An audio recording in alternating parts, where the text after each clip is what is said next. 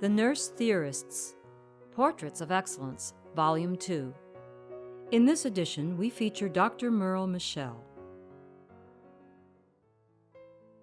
I grew up in a suburb of Boston and was a very active person. My mother often commented that I never did one thing at a time, but was always into multiple activities. This was matched with a very independent personality. When I was 8, my brother was given a birthday present, a book titled Richard Halliburton's Book of Marvels. My brother was not interested in it at all, but I consumed it. It detailed unusual and exciting places in the world and the structures that were human-built marvels. That, coupled with my mother's favorite song that she played on our piano, the song Faraway Places. Early in life, I decided I would see all the places in the book. My father had the greatest impact on my thinking. He was a socialist and challenged me each evening after school. His challenges made me think about the world in different societies and not to uncritically accept what I was being taught. I married briefly after college, but I was not the type of person to settle down. I moved out to California and attended graduate school at UCLA and then began to explore the world. To date, I have traveled to 34 countries in the world. It started with a trip to Nepal and followed with an exploration of the Indonesian islands. Also, I began to explore the mountains by backpacking in the California Sierras. I and my friends climbed, hiked in the Sierras, in the Unitas in Utah, the Sawtooths in Idaho. Every weekend was filled with climbing. This continued with backpacking trips of a week or more through the Cascades and along the John Muir Trail from Canada through Washington. After my doctorate, I moved to Arizona and joined the faculty at the University of Arizona. I started more hiking out there with my dog, Samson, my first Vizsla. Foreign trips began to focus on North Africa, where I could see people living traditional lives. This led me to a trip to Ethiopia, with more time spent in the eastern part of the country, in the native villages and tribes. This was before others had opened up trips to this part of the world. This was followed by a trip to Niger and living in the Sahara with the Wadabi and Tuareg peoples. This was one of the most exciting places I visited, and it was here that I was able to deliver health care on an informal basis. I participated in a Tuareg wedding with the native women, which was held on the ground outside of their tent. This was a forever memory. On the trip to Ethiopia, I met an interesting man, and we traveled to Outer Mongolia together, mostly for the Nadam festival and to see the wild parts of the country. The people are remarkably friendly, and a yurt is a very comfortable home. My close emotional ties are to my brother's family, where I continue to be very close to his sons. His wife, Marilyn, is a sister to me. His youngest son, Jay, joined me at the University of Arizona during his undergraduate days. We spent part of each summer together, and now we spend it at my beach house in Oak Island, North Carolina, with Jay and Stephen and their families. With a move to North Carolina, my love of the outdoors has moved from primarily hiking to include kayaking. Kayaking on the rivers in the rain and along the creeks and streams of the intercoastal. My grandniece and nephew also joined Jay and me in kayaking this last year. With a love of kayaking, I'm also exploring other places, such as kayaking down the Swanee River and overnight trips on the North Carolina rivers. It's like backpacking on the water. Trekking continues, combining foreign trips with hiking, such as in the Andes of Peru at a very high elevation, and in Norway in the fjords, and Patagonia at the tip of South America.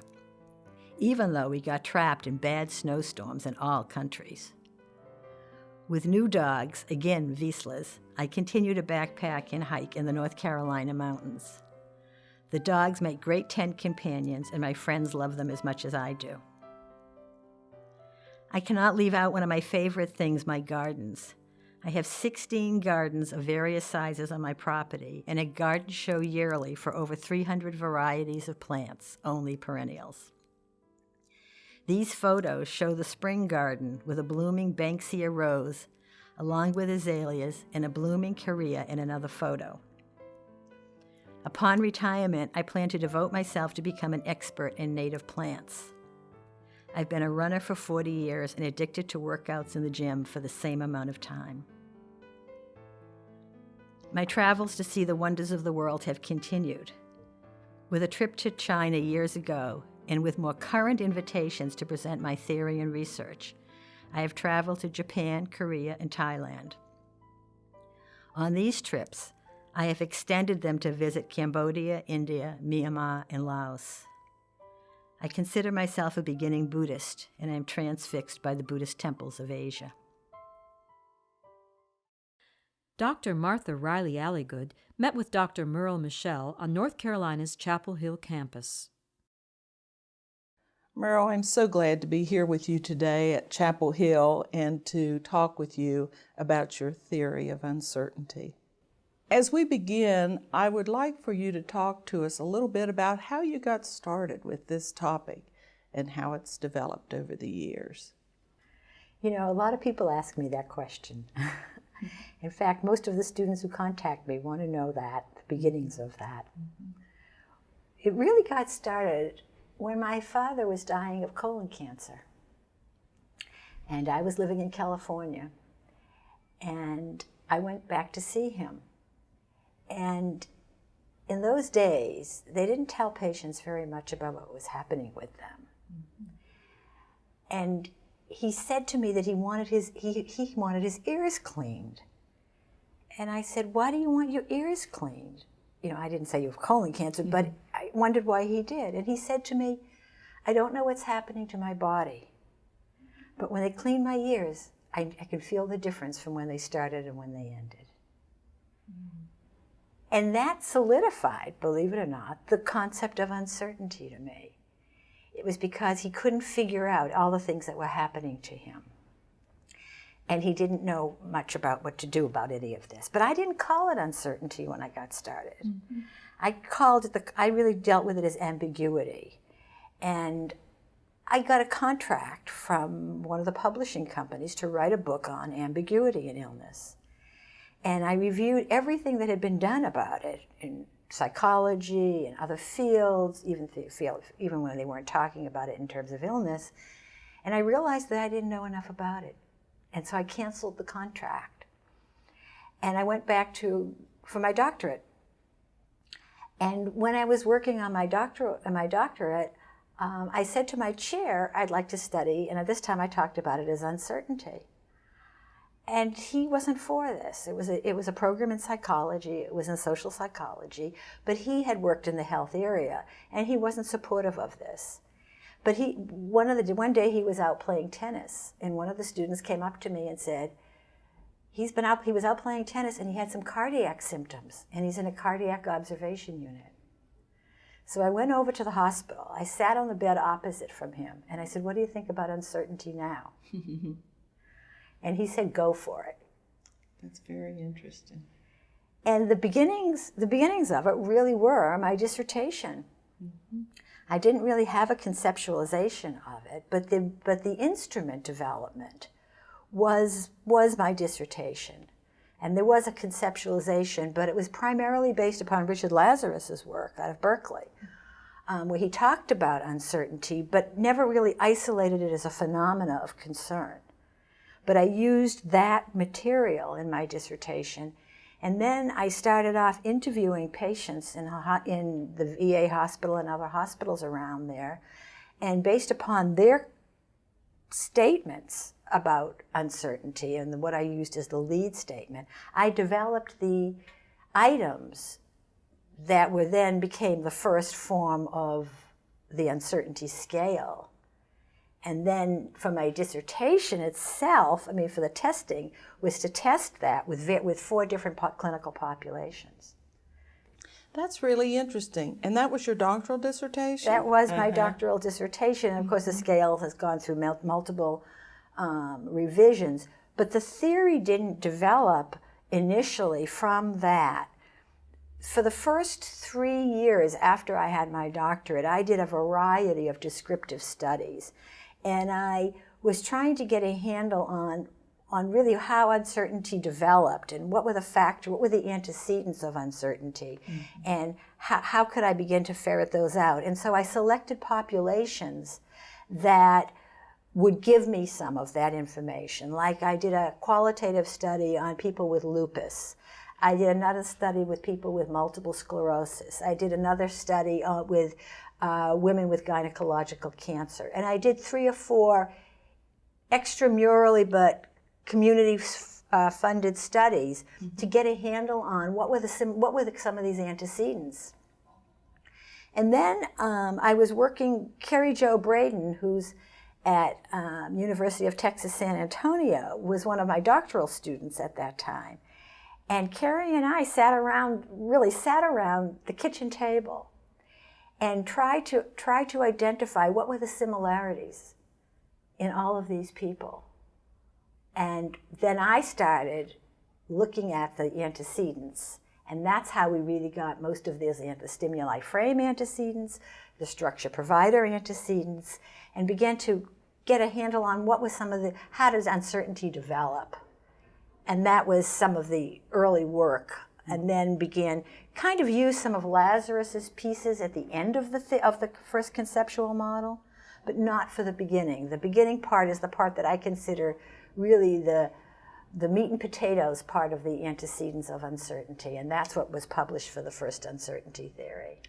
Now, would that be items that have developed since the original work? I know this has been a continuous development. Yeah, it did in one way. After the appraisal piece in the original theory, there were 2 different tracks that I proposed that individuals could take. And one of them was to see uncertainty as an opportunity. And what I proposed in the original theory, that was when people were dealing with a downward trajectory in illness, and a known downward trajectory, that uncertainty would be a better state to experience. And that would then lead to the perception of uncertainty as an opportunity. But seeing it as part of the original theory didn't give me enough room to fully develop that, because the original theory really dealt with people in the illness experience and in the treatment experience. I needed to apply the theory to more long-term experiences, both with illnesses that had remissions and exacerbations, with survivorship, and with some of those components. And so the reconceptualized theory doesn't mean that the original theory doesn't have applicability. It does, but to a different phase of the illness experience. Mm-hmm. The reconceptualized theory, which was based upon chaos theory, really talks about how people who live with continual uncertainty begin to allow that uncertainty because they can't dismiss it. It doesn't go away. So they allow it. It eventually takes over more phases of their life. And they reach almost a crisis point where they have to then accept that uncertainty as a new value system in life. And that's and that leads to what I call the growth through uncertainty, where people begin to have a new value system, find new activities, find a way to accommodate to the continual uncertainty in their life. And I remember testing this out with a woman who was the wife of a minister, and she had lupus. And she said, over the years, I've grown to accept the uncertainties to the point where it gives me more freedom in terms of what I do and what I don't do in my role as this wife of this minister. Mm. And other people have definitely supported that. Mm-hmm. And with a study that I did with family members of heart transplant patients, which was called Redesigning the Dream, which was a qualitative study, there are many, many statements that came out from these family members and from the patients themselves that said, we begin to evaluate life differently. We can't go back to what used to be. We've incorporated the uncertainty, and now we have it as an opportunity. So it allowed me to validate that piece. Mm-hmm. And now we have another scale, which is a growth through uncertainty scale, which hasn't been published yet, but I've used it in my research, and a number of other people have used it in their research. So we've got enough data now to start publishing that. Would you talk about that in terms of a new pattern? Yes, it is a new pattern, and it follows with chaos theory to the repatterning that chaos theory talks about. This idea that one repatterns, that a phenomena becomes repatterned. And that's what people talk about, that they grow through that. We have it now as part of our intervention with younger breast cancer survivors, where we teach them, and they have a CD on it, ways of finding positive life events and way of reevaluating their current situation. So it is a repatterning. Often people ask about your theory and they just want a brief description. Could you give us that brief description you would give to someone who asked you that? And I think of the focus being uncertainty, but is that the focus that you would describe? Well, both of the theories are pretty complex to be able to summarize briefly. But one of the things that I say to people is to have them recognize that there are two theories and that they're related. They talk about uncertainty in different phases, and to basically emphasize the phases of when each is applicable. The first theory really applies to people during the diagnosis and treatment phase, and really particularly during the diagnosis phase. I mean, uncertainty is really aversive for people who do not have a diagnosis. That's a very good way to think about that.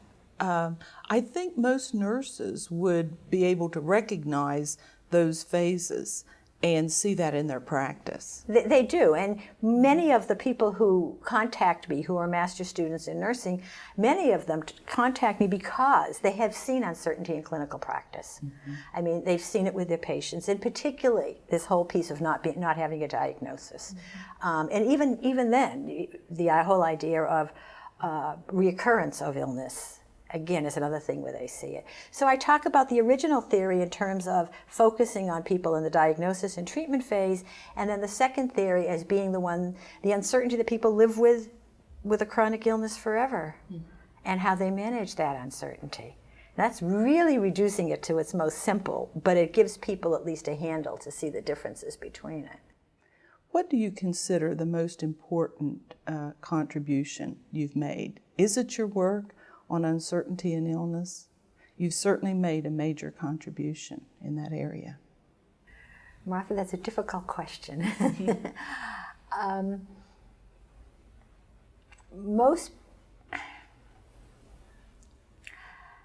think that the theory development has been very important in itself as theory development. Because we don't have enough theory development in nursing, particularly at the mid-range level. So I think in that way it's been very significant. But I think that the intervention studies, in terms of them benefiting patients and being picked up in practice, is probably even more important. Even though often people don't understand how the uncertainty is operationalized in those studies, and it is, the theory is operationalized in those studies, I think that those pieces now are becoming important. I'm hearing from people who want me to talk about how they can implement it more into practice.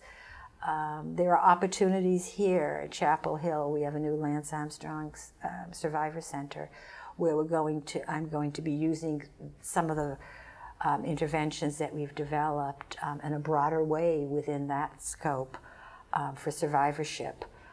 So I think all of those pieces coming together, it's hard for me to, so it is the uncertainty theory, but it's really also the intervention studies that have operationalized it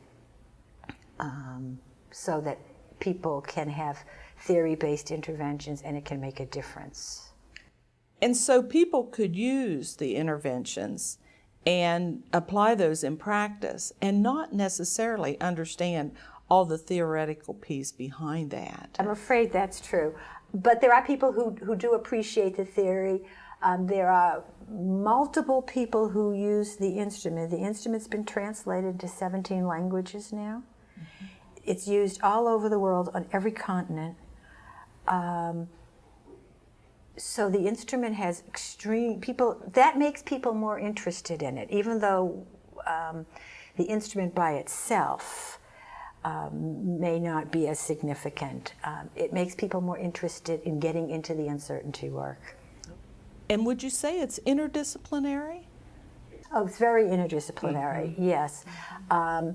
Probably the field of health communication is one of the strongest areas using, but not so much they use the theory more than they use the instrument. There have been some other theoretical works on uncertainty where they've used my theory and then built on it. Health communication is the only field that has built on the uncertainty theory. Well, that's interesting. Not nursing, mm-hmm. Health communication, mm-hmm. where they've used it in their communication theories. But in terms of the instrument itself, it's used in psychology. It's used in rehabilitation. It's used in medicine. Those are the primary disciplines outside of nursing that have used it. Well, it's a concept we've observed in practice, so it certainly makes sense that nurses would be able to understand it and see it in its various phases. There's also a physician's uncertainty scale that I didn't develop, but was developed here at Chapel Hill right before I came here. Mm-hmm. And there are people who are using the physician's uncertainty scale too, because again, the uncertainty in physicians relates to the uncertainty in patients, and they really can be studied together. Next, I want us to talk a little bit about the use of the theory in research, in practice, and in education. And do you consider any one of those more important than the others? Yes. The research is the most predominant. I think because the initial work involved scale development, it enabled me to be able to measure the phenomena of uncertainty. Let's say for the original uncertainty scale. Right after I developed that one, I then took that scale and interviewed 242 parents of hospitalized children and developed the parents' form of the uncertainty scale. And then with another interviews developed basically the parents' form of the uncertainty scale, but where you took out child and put in spouse, and people used it for their spouse. And then we revised the uncertainty scale with another group of people and formed the community form of the uncertainty scale. Well, with these 4 forms of the scale, I was able to do a variety of different studies, and most of them started off originally as descriptive to get a better handle on the theory and how some of the antecedents, particularly structure providers, how do the structure providers, how does doctor-patient communication influence uncertainty? And I see communication and uncertainty as going hand in hand. If healthcare providers had good, clear communication with people, they could help them handle the uncertainties. Mm-hmm. But they go hand in hand. So the structure providers piece was the focus of much of the early research. And then about 10, 12 years ago, I moved into uncertainty management interventions, which are basically theory-based interventions. I became an advocate of theory-based interventions, developed a process for how you teach people theory-based interventions, and have done interventions. I've been funded continuously in the last 10 years by either National Cancer Institute and National Institutes of Nursing Research for 6 to 7 uncertainty management interventions, which have focused particularly on the idea that for people who are receiving treatment, uncertainty is a movable target. You really don't remove it. It's part of the illness experience. But what you can teach people is how to manage it.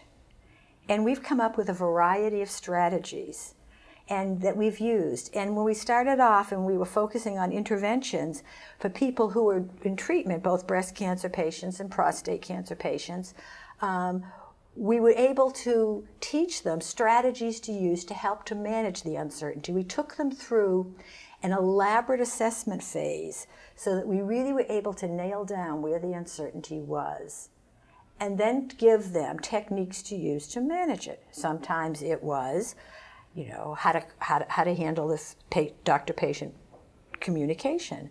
Sometimes it was symptom management. Sometimes it was communication with a family member. We had a variety of these strategies depending on the focus of that uncertainty. Mm-hmm.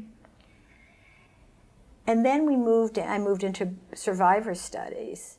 And the survivor studies really focused more on helping people handle. We then went into mediated kind of studies where we developed CDs and helping people we could send to people, and a manual to help them with treatment side effects. And the CDs, the original ones, helped them with strategies for the uncertainty about reoccurrence, and where there would be environmental triggers, passing the hospital, having the same smell as the chemo, all the things that brought back the experience and the uncertainties about the experience, and then strategies they could use right at that time and place. As I listen to you, it occurs to me that for us to separate research and practice and education is really an artificial separation, because those are all related and your work is so close to practice.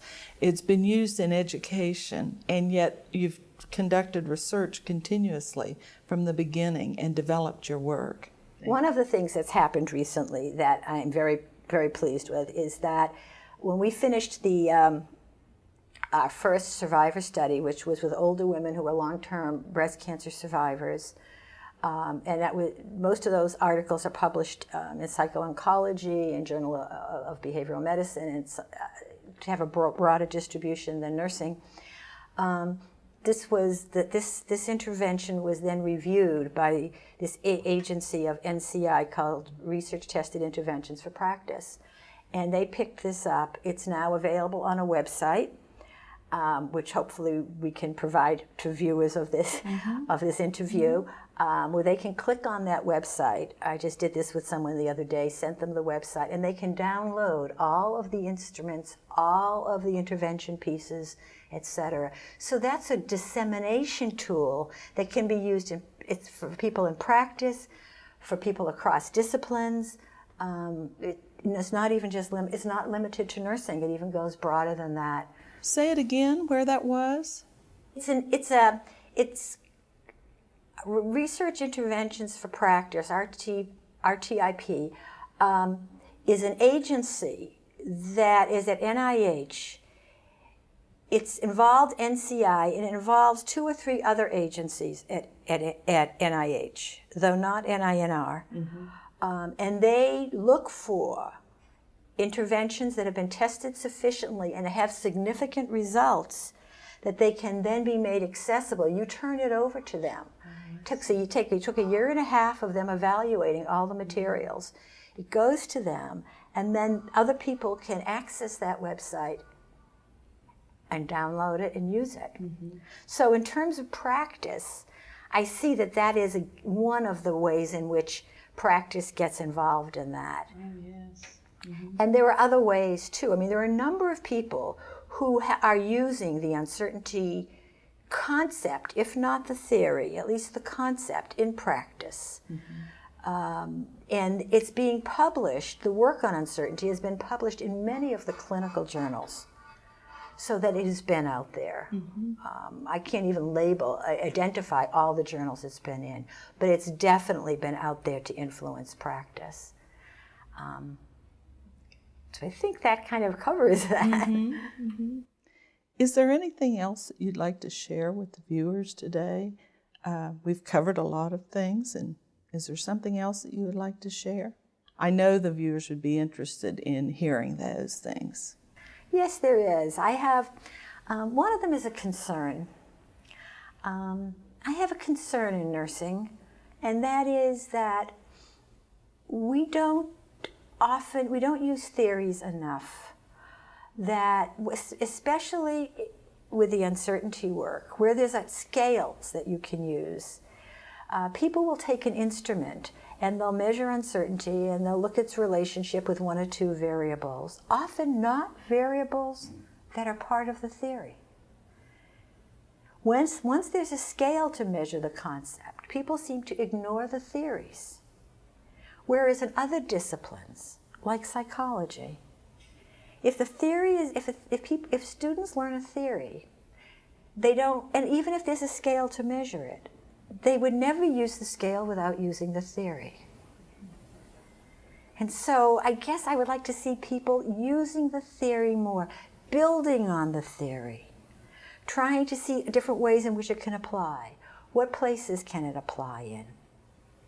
I mean, I have students who have worked with me who have done some of that work. But in the broad scheme of the use of the theory and the scale, people generally use the scale and they don't use the theory. And I think that for nursing to build science, we have to be using these theories and testing these theories out and adding to these theories. I understand that from a perspective of my own work, because I wrote a paper, I think it was published maybe in '92, about the problem of using borrowed instruments to measure empathy in nursing.